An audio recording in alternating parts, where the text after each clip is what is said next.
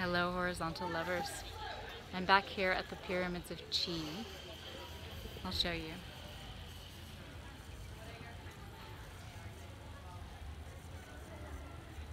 Somebody called it Meditation Disneyland the other day, which I thought was great.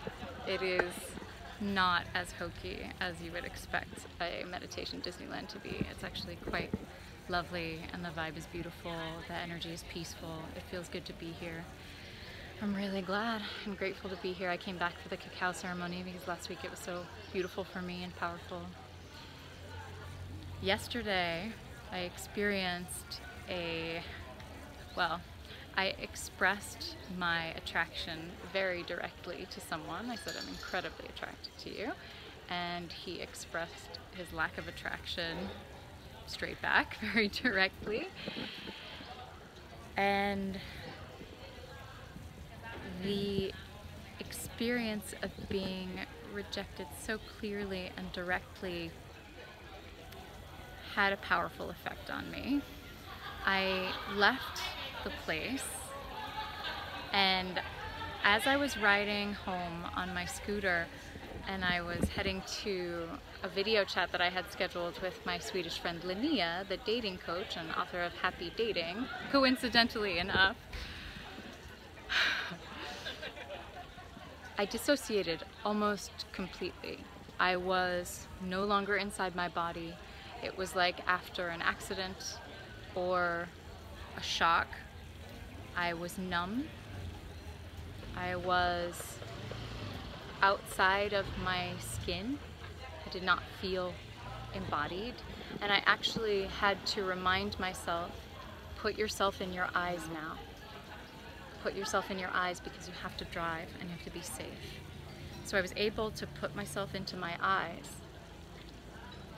But other than that, I couldn't feel my body at all. It was almost breathless.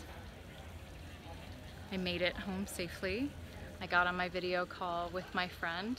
Luckily, she's very experienced in these matters.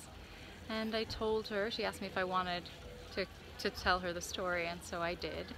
And I had felt an initial rush of attraction when we had made eye contact the first time, and I thought that it was mutual because it happened a second time right after that. But when I sat down near him and began to talk to him and his business partner, I could tell that that had already shifted. That as we were talking more, the initial spark that I had felt that seemed mutual was not coming from him anymore. And I even took a moment when they were working to sit in silence with my eyes closed, looking away, turning away, thinking about what the right thing was for me to do. And I really knew that the right thing was to get on my bike and leave.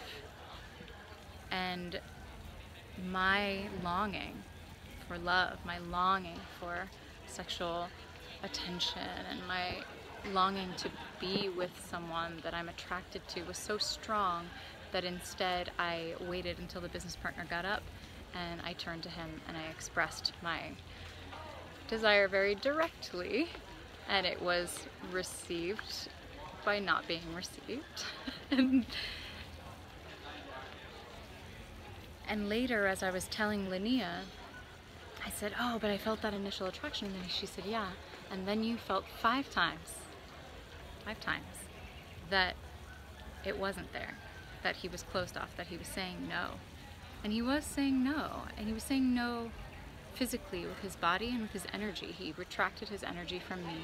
When his business partner got up and went to take a call, if he was interested, I think he would have turned towards me, he would have angled towards me, he would have said something to me. He could feel that I wanted to talk to him, but he didn't turn towards me until I really, let's say, upped the volume on my attention. And so I knew, I had the inner knowing, and instead I made the choice to do it anyway. So in some ways I got what I was asking for, you know? And Linnea said she saw a meme the other day, and the meme said, I'll just wait for this woman passing behind me. And this meme said, obliviousness. The meme said, you gotta be brave if you're gonna be stupid. And that's a little bit how I feel, right? It was a brave thing to do. He complimented me on my bravery for expressing my attraction so directly, because so few people do that these days. But I could tell that it, you know, it was stupid, because I could tell that it wasn't going to be received.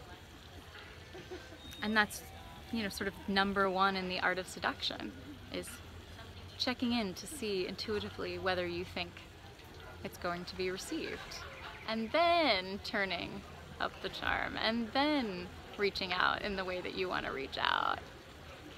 Hi, Frederick! New friend. So I had that talk with Linnea, and since I was talking about vulnerability hangovers last week in my video, and then in my live video chat, the entire show was about vulnerability hangovers. I had a very direct experience of feeling it, feeling the intensity, dissociating, and then slowly, when I was alone and in my own time, coming back into my body. And first, I drank water, and I took ibuprofen because I had a headache. I had a hangover, really. And then I slept, and I slept as many hours as I could. I slept maybe a little over 8 hours, as much as I could, until I could not sleep anymore. And then in the morning, I ate, right? I had a breakfast to ground me. I swam in the pool and I moved my body around. I felt the viscousness of motion underwater. I took a shower. I let the water wash over me. I sounded like you would in a swamping, a Mama Gina swamping exercise. I just I just made whatever sounds came out, unbeautiful sounds, releasing sounds, keening, kind of groaning sounds, and I just let it go, and until I felt that I'd taken a broom to my throat and my heart, and I'd released as much as I possibly could. And I self-pleasured to raise my own energy, to feel good again, to cultivate a situation in which I had some control, and to feel pleasure. And then I went and had a very nice meal with my friend Marianne, and now I come to have a cacao ceremony that is focused on manifesting the dulcet tones of the scooter, on manifesting what I want to create in my life. So this is day 11 of my 28-day video challenge. Day 11? Day 12? It might be day 12. We'll see. I love you. If you love this, you'll love Horizontal with Lila. And I'm signing off from the peaceful, the beautiful, the impressive, the powerful pyramids of chi.